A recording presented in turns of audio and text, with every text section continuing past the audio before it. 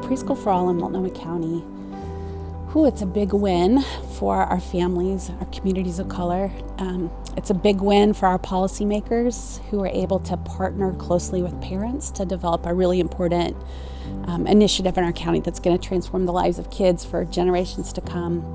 It's a process I'm so proud to be a part of because we were able to center racial equity all the way through, which it's really hard to add race equity issues back into a policy measure. But when you can design it from the start with that at the heart, you end up with something that really is transformative and powerful. And that's what we were able to do here.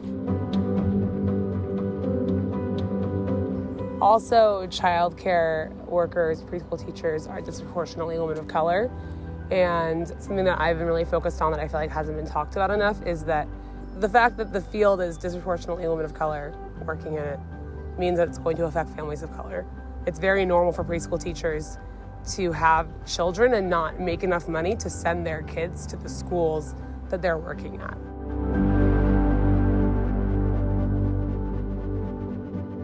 And the other thing we've seen over this past year is the devastating and lasting impacts of systemic racism. And what we have in this country is a school-to-prison pipeline that begins in preschool with disproportionate suspension and expulsion of young Black and brown children, 3-year-olds, particularly Black and brown boys. And it's no coincidence that who we see dying on our streets today in gun violence is young Black and brown men. And what Preschool for All aims to do is reverse that pipeline and create a pipeline that goes from preschool to prosperity. And you can see that in the different policies that we have there. And one of those, for instance, is the fact that there are no suspensions or expulsions for Preschool for All providers. We wanted to make sure that preschool providers and preschool workers also had the support that they needed to make sure that those children could be successful in the classrooms and that they could be successful keeping those children in the classrooms.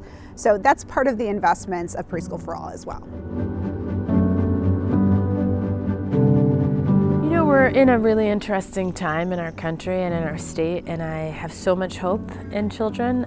Children are born seeing other people. Children are not born prejudiced or racist. They are inclusive by nature, and we live in these societal conditions that can take that away from them, but we also live in space that could be additive to them, that can build a world for them where all people are seen and valued and respected, and that's something we can teach our children. And if we teach them that, their foundation is so different, their schema is so different about what it means to be human in society, what it means to lead, what it means to be empathetic and curious. And I think there's so much hope that lies when we are able to give children the tools to be better people and to take down the structures that dehumanize our society.